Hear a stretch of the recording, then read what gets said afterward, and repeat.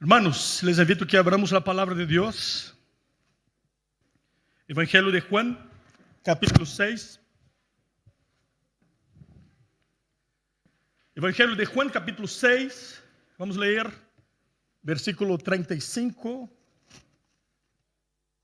Este es un texto largo, con una historia tremenda, extremadamente edificante, pero vamos a leer aquí solamente 2 versículos y vamos a trabajar todo el contexto. Entonces, Juan capítulo 6, Evangelio de Jesucristo, según escribió Juan, el cuarto evangelio del Nuevo Testamento, capítulo 6, versículo 35 y después el 51. El versículo 35 es una respuesta de Cristo a los seguidores. A los seguidores que están diciendo que querían ver las obras de Cristo para creerle. Estos seguidores habían visto a Cristo multiplicar los panes y ya estaban pidiendo señales. O sea, se olvidaron y dijeron: Moisés alimentó nuestro pueblo por 40 años con el maná. Y Jesús dijo: no Moisés, el Padre. Y el Padre tiene un pan que es el único capaz de dar vida. Entonces los seguidores dijeron: danos también de este pan. Queremos este pan que da vida. Entonces, la primera autorrevelación o autoafirmaciones de las 7 en el Evangelio de Juan que vamos a estudiar durante esta serie, cuando Cristo es el único que tiene poder y autoridad para decir: yo soy. Yo soy. Solamente en la Biblia tenemos el Dios Padre y el Dios Hijo que se presentan como aquellos que son lo que son. Aquellos que no están de paso, que no son temporales, sino que son eternos y que son inmutables y que no sufren ningún tipo de cambio y no son afectados por el tiempo. Son lo que son. Entonces, versículo 35, en este contexto, Cristo dice: yo soy el pan de vida, y el que a mí viene nunca tendrá hambre, y el que en mí cree no tendrá sed jamás. Yo soy el pan de vida. Yo soy el que de mí come, nunca más volverá a tener hambre y ni sed. El versículo 51. Yo soy el pan vivo que descendió del cielo. Si alguno comiere de este pan, vivirá para siempre. Y el pan que yo daré es mi carne, la cual yo daré por la vida del mundo. Oremos. Padre Santo, en esta mañana pedimos tu bendición y que tu Santo Espíritu que reveló esta palabra sea el Espíritu Santo que guía. Es el único que puede guiar a toda verdad. Padre, acuérdate de tu promesa, de que el Espíritu Santo nos guiaría a toda verdad. Y suple nuestras necesidades espirituales. Oramos agradecidos en el nombre de Jesús. Amén y amén. Hermanos, necesitamos aprender a hacer una distinción entre los deseos y las necesidades. Muchas veces nosotros damos un tono de necesidad para nuestros deseos. Por ejemplo, ¿cuál marido o novio que nunca escuchó la esposa o la novia decir: yo necesito un chocolate? Casi que dice: si no tengo, muero. Nosotros, a lo largo de nuestras vidas, hemos cometido muchos errores buscando priorizar nuestros deseos en detrimento de nuestras verdaderas necesidades. ¿Cuántas veces? Una vez acá mismo, nosotros predicando, decimos que la casa de la playa del campo nunca fue una promesa de Dios. Nunca fue. Si el Señor te dio, amén. La promesa de Dios es el pan nuestro de cada día. Sostenernos, suplir lo que necesitamos. Y esta fue la pregunta que Cristo hizo a sus discípulos. ¿Les faltó alguna cosa? ¿Les faltaron alguna cosa? Nada, contestaron ellos. Lo que tú muchas veces tanto deseas puede ser un ídolo que desagrada a Dios. Incluso puede ser una cosa legítima. Y más aún, puede ser una bendición que Dios te dio. Familia, trabajo, casa, cualquier otra cosa que es una bendición de Dios. Y nosotros reemplazamos estas cosas por Dios. Deseos y deseos. Ayer estábamos hablando acerca de la consejería bíblica en una cena con hermanos de la iglesia. Y una de las cosas básicas de la consejería es entender y llegar al corazón del hombre pecador, la fuente de todos los deseos. Y que la Biblia dice que el corazón humano es desesperadamente corrupto, engañoso. Solamente una vida llena del Espíritu Santo para controlar los impulsos, los deseos del corazón, para que podamos desear las cosas de Dios. Entonces, este texto nos va a revelar un poco esta dinámica, esta tensión entre deseo y necesidad. Vamos a dividir este mensaje en tres partes. Vamos a entender el contexto en que está el texto. Nosotros que somos iglesia reformada, iglesia comprometida con la palabra de Dios, interpretamos la Biblia y nuestra regla hermenéutica, cuando nosotros interpretamos la Biblia, tiene que ver con estudiar de manera histórica y gramatical un pasaje de la Biblia. Es decir, llevamos en cuenta todo el contexto para entender el mensaje. Si yo no entiendo todo el contexto, la aplicación del mensaje está afectada. Y también tengo que reconocer los aspectos gramaticales que están presentes en el texto.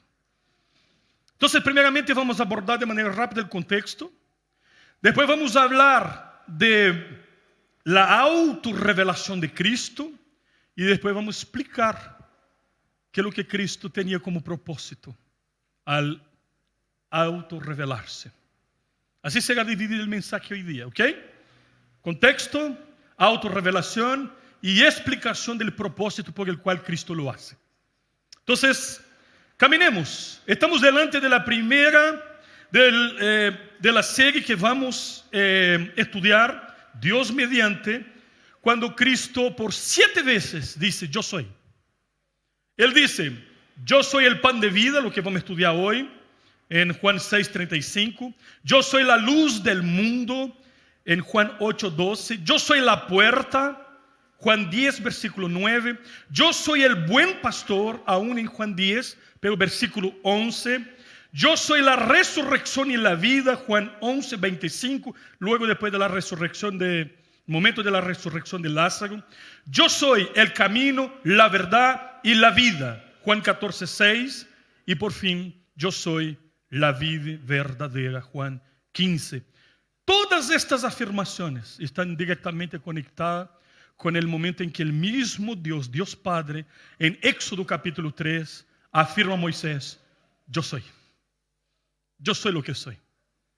Y para entender a Dios Padre, es necesario conocer al Dios Hijo, porque Jesucristo es la revelación de Dios Padre. Quien me ve a mí, ve al Padre.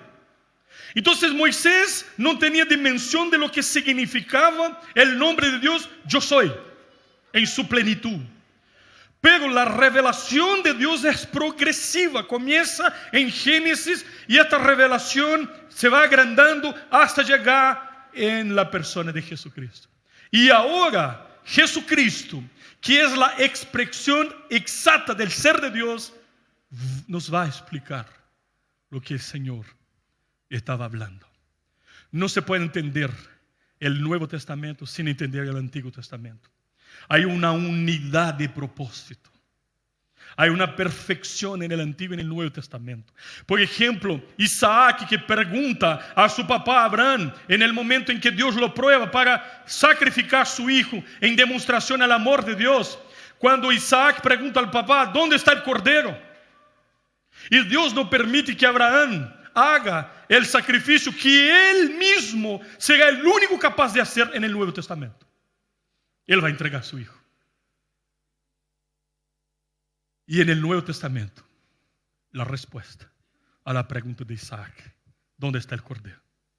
Juan el Bautista, delante de una multitud, dice, ahí está el cordero, que quita el pecado del mundo. Él es el cordero esperado, el deseado de todas las naciones, el Mesías prometido, la razón de ser de la creación del universo, la razón por la cual tú y yo estamos aquí hoy. Cristo. No es por otra cosa. Las otras cosas son excusas. Nosotros estamos aquí por causa de Cristo. Aun cuando tú de manera consciente no se das cuenta de eso. Él te atrajo.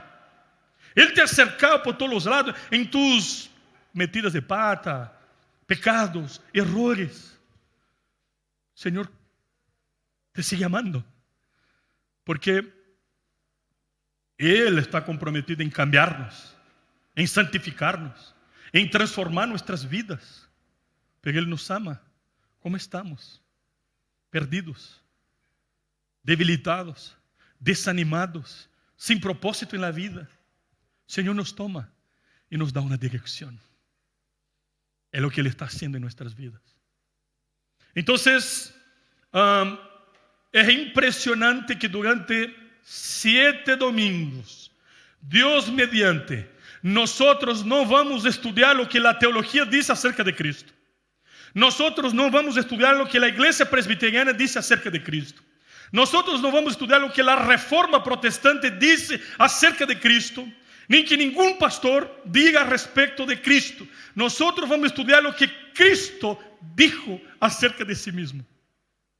Yo soy el pan de vida que descendió de los cielos.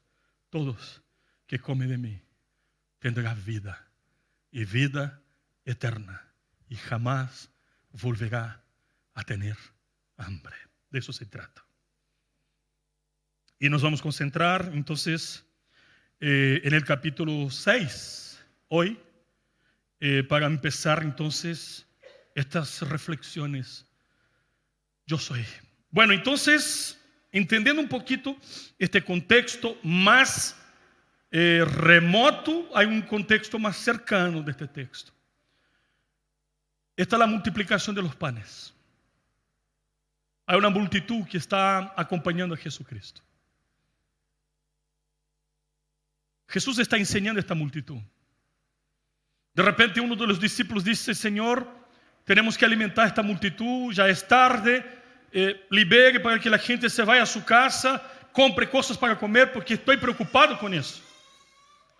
Entonces el Señor Jesucristo dijo, vamos nosotros mismos dar de comer a esta gente. Y ahí se saltan los perfiles. El apasionado, el visionario, el ingeniero, entre los discípulos. Uno dice, está loco. Saca la cuenta el ingeniero y dice, no podemos alimentar a esta multitud. Son 200 denarios. Y la cabeza comienza, imposible. Y llega el optimista y dice, mira, yo encontré a un muchacho que tiene 5 peces y 2 panes. Es una locura.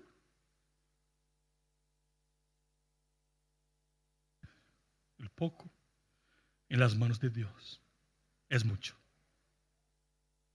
A veces nos concentramos en las dificultades delante de nosotros.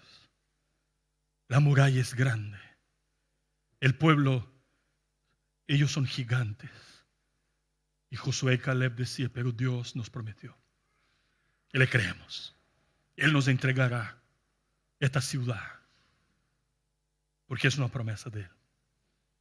Entonces, Cristo multiplica los panes. Alimenta a 5,000 hombres, más niños, mujeres, por lo menos 10,000 personas. Y además hay canastas que se sobran, 12.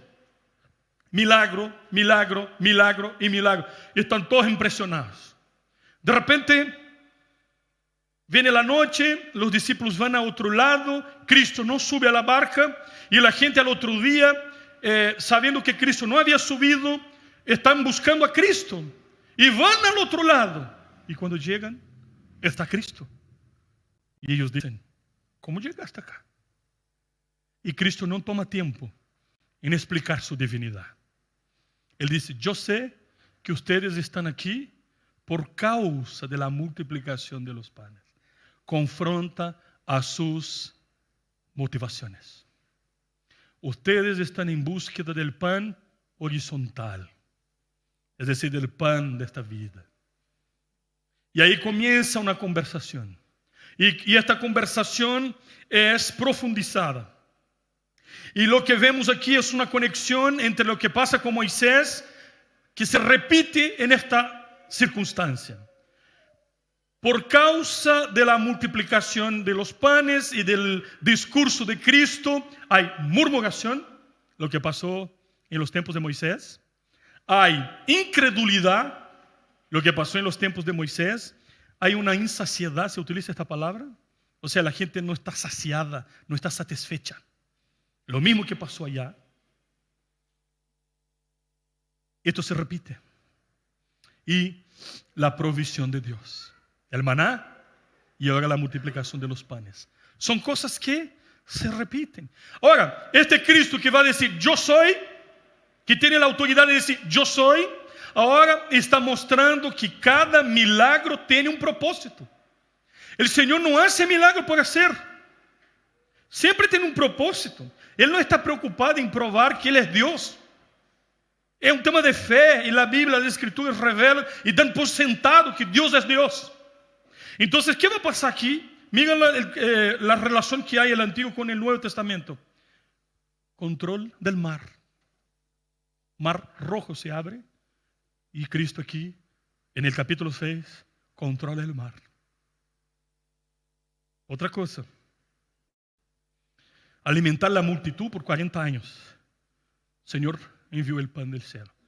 Y ahora Cristo multiplica los panes, mostrando que Él es el mismo Dios, que Él hace las mismas cosas, que Él y el Padre son uno. Misterio del Evangelio. Entonces, acá en el versículo 35 está la revelación explicada y concreta de Dios Padre. Yo soy el pan de vida.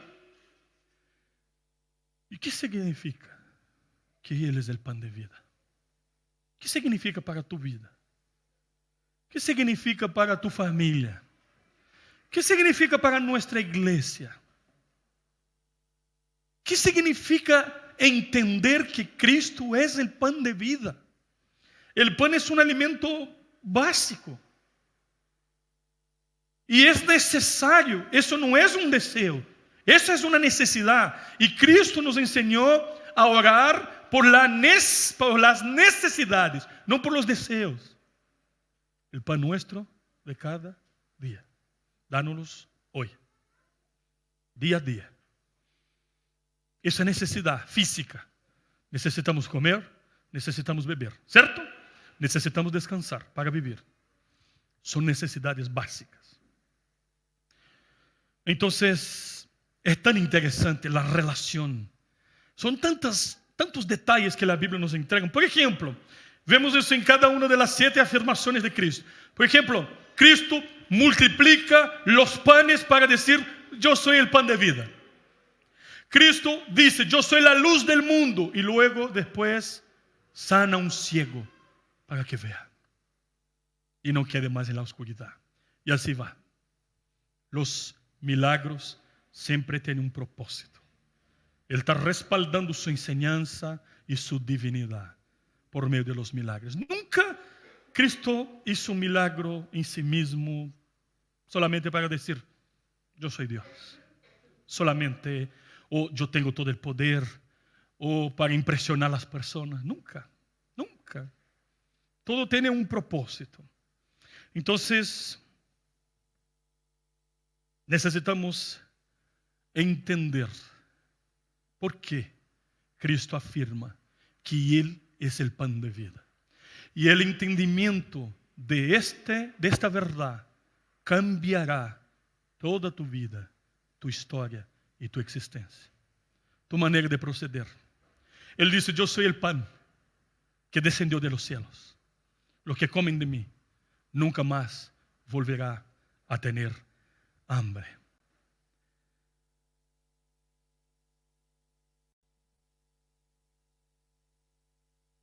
Estos seguidores que estaban ahí dijeron, entonces muéstranos tus obras. Ya había multiplicado los panes. Y ellos traen Moisés, diciendo, Moisés nos dio pan. Y Cristo dice, Moisés no, Dios, el Padre, les alimentó de un pan. Pero el Padre tiene un pan, que es un pan que cuando una persona lo come, nunca más volverá a tener hambre. Entonces los seguidores dijeron, danos de este pan.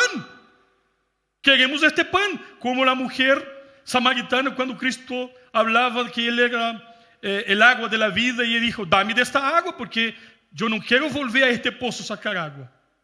¿Entendieron? Siempre de manera literal, física. Cristo está hablando de hambre espiritual, de sed espiritual. Fuimos creados a imagen de Dios. Imago Dei es puesta en nosotros. Tú y yo tenemos necesidades de adorar.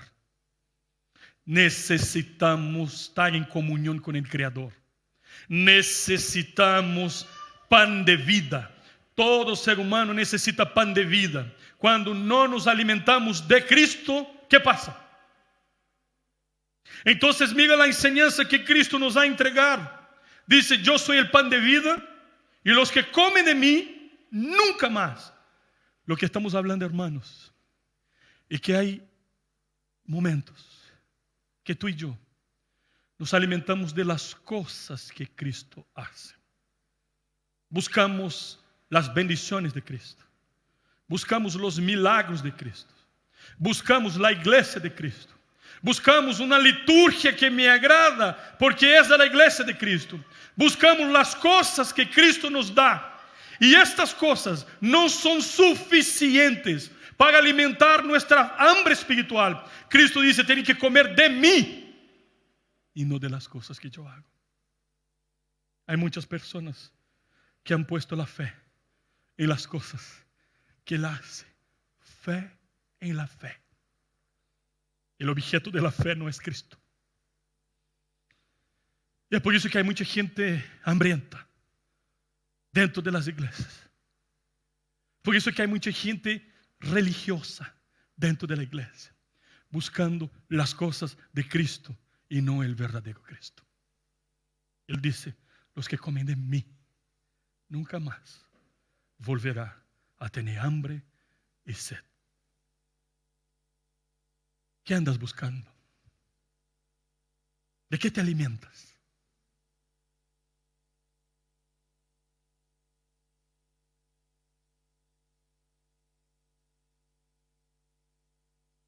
No se trata de lo que Él nos puede dar, sino de quién es Él. Como decimos hace unos domingos atrás, adoramos a Dios no por las cosas que Él nos da, sino por quien es Él.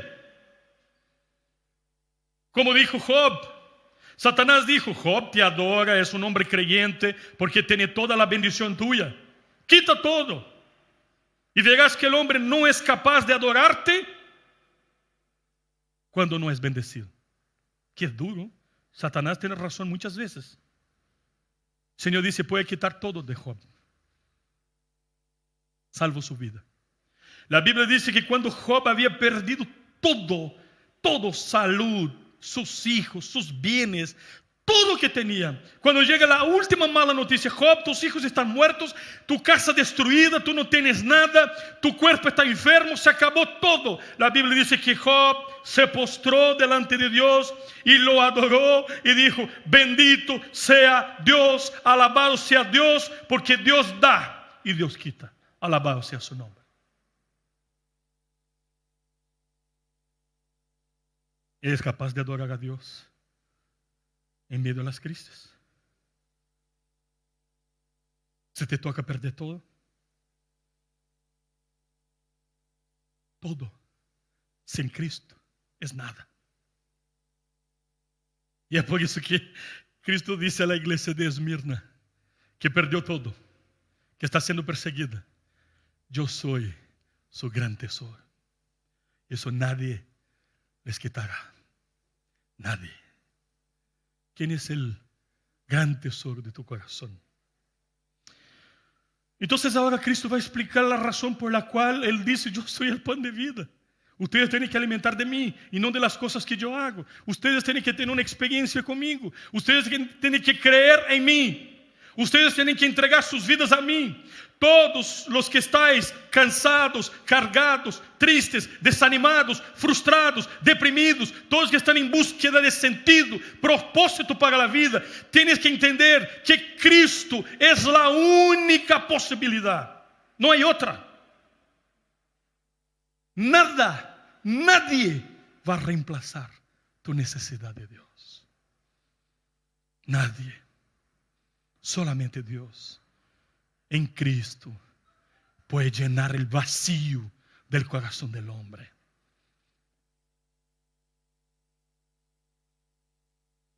¿Y por qué? Ahí está la explicación muy sencilla. Muchas veces tú y yo somos privados y probados, ¿cierto? En la vida. Muchas veces, para aprender que Dios es todo lo que necesitamos en la vida. Todo. Tuvimos una pequeña enseñanza y todavía estamos teniendo por la pandemia, donde muchas de las cosas que nosotros pensábamos que eran esenciales para la vida no tenían ningún propósito. Yo estaba preparando videos para mandarles en la pandemia y de repente, después de una semana o 10 días encerrado, me acordé que tenía un auto. Y tuve que bajar para prender el auto y ya no tenía batería. Y sobrevivimos. Estoy dando un ejemplo de muchos otros. Tú y yo necesitamos aprender en medio de las pruebas o todo lo que pasa en la vida, que Dios es todo lo que necesitamos para vivir. Y Cristo se torna todo lo que yo necesito cuando Él es todo lo que tengo. Cuando verdaderamente lo tengo en mi vida. Es mi amigo fiel, mi Señor, mi Salvador, mi Redentor. Tengo todo lo que necesito. Estas son las palabras de Pablo. Yo aprendí a vivir contento en todas las circunstancias. En abundancia, en escasez, en salud, en enfermedad, en todas las circunstancias. Porque puedo todas las cosas en Cristo, que me fortalece. No hay nada que Él no pueda hacer, si Él quiere hacer. Lo que este texto nos enseña es lo siguiente: hay una reacción a este mensaje que estamos predicando hoy. Aquí hay dos grupos de personas que están asentados o que nos están acompañando por internet. Los que van a creer en esto y los que no van a creer. Y eso pasa también en la multitud. Si tú miras ahí el versículo 66 del capítulo 6, mira lo que pasa. El 66 dice: desde entonces muchos de sus discípulos volvieron atrás y ya no andaban con él. O sea, ellos dijeron: es muy dura esta prédica. Qué sermón difícil. ¿Cómo es eso de que tenemos que comer de su carne y beber de su sangre? ¿Cómo es eso que Él es todo que necesitamos? No era eso que estaban buscando. ¿Y si fueran todos? La Biblia dice que eran discípulos de Cristo, seguidores. Se apartaron de Cristo y Cristo se vuelve a los 12 y dice: ¿y ustedes no se van? Y Pedro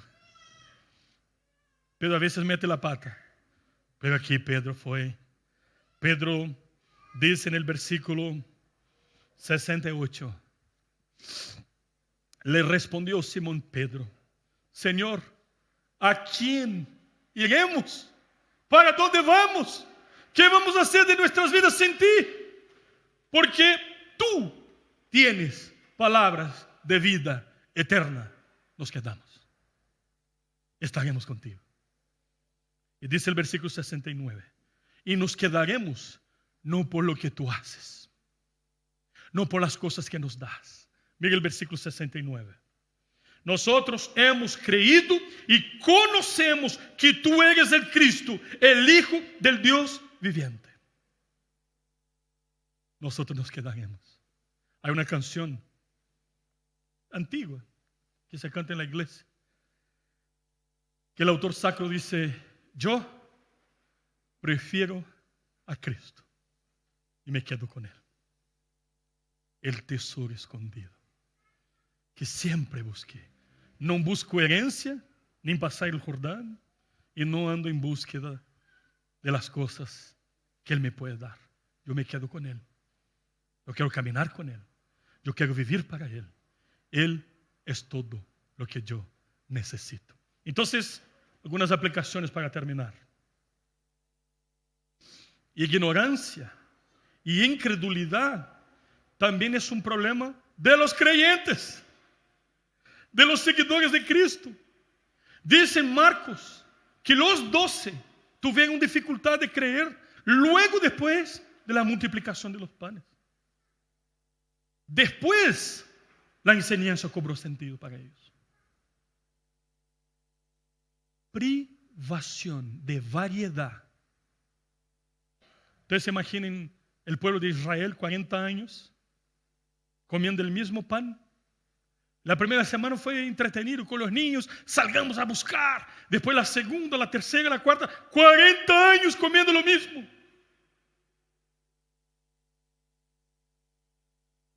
Privación de variedad, maná, 40 años. Y provisión exacta. Ustedes van a tomar una porción que sea suficiente para cada día. Todo eso tiene un propósito. Apunta hacia nuestra dependencia total y absoluta de Dios. No podemos sobrevivir sin Dios. No podemos. Y tercero, Cristo es el pan que comemos todos los días. El pan vivo. De no ser así, tú, que no te has alimentado verdaderamente de Cristo, serás un hambriento, débil, que por toda tu vida buscarás frustradamente alimento que no será capaz de saciarte, porque solamente Cristo mata el hambre espiritual. No hay otro. No hay otra posibilidad. No hay otra manera. No hay otro método. Pasaron los años. Todas las cosas cambian, pero eso permanece para siempre. Cristo es el único que puede decir: yo soy el pan de vida que mata el hambre de todos aquellos que comen de mí. Vamos a orar. Quizás tú estés buscando en tantas otras cosas lo que solamente Dios te puede dar. Quizás no estás satisfecho porque te estás alimentando, perdona la expresión, de porquería. O incluso de cosas buenas que Dios te da, pero que no son suficientes para saciarte. Hoy te recordamos que Jesucristo es lo que tú necesitas para vivir, no solamente en esta vida, sino toda la eternidad, satisfecho con plenitud. Padre Santo, gracias, Señor. Alabado sea tu nombre, porque mataste el hambre espiritual del corazón del hombre. Hay tantas cosas, hay tantas ofertas, hay tantos intentos de nuestros deseos, del mundo, del enemigo, tratando de reemplazar lo que verdaderamente necesitamos, que eres tú, Señor. Y muchas personas se han involucrado con cosas que no son suficientes para saciarnos. Y te damos gracias porque proveíste todo lo que necesitamos. Y hoy vamos a celebrar las Santas Cenas cuando nosotros recordamos lo que hiciste por amor de nosotros para saciar el hambre espiritual que tiene el hombre. Padre, te alabamos porque proveíste el pan de vida que descendió de los cielos, que caminó entre nosotros, que vivió perfectamente, que murió, que fue sepultado, que al tercer día resucitó, que fue ascendido a los cielos, que envió su Espíritu Santo a la iglesia, que ha mantenido su iglesia, que ha convertido corazones hambrientos en hombres y mujeres de Dios y que volverá poderosamente, victoriosamente, para buscar esta iglesia que fue redimida para estar contigo por toda la eternidad. Alabado sea tu nombre, Señor. Te alabamos, te adoramos, porque no necesitamos nada más. Tenemos todo. Oramos agradecidos en el nombre de Jesús. Amén.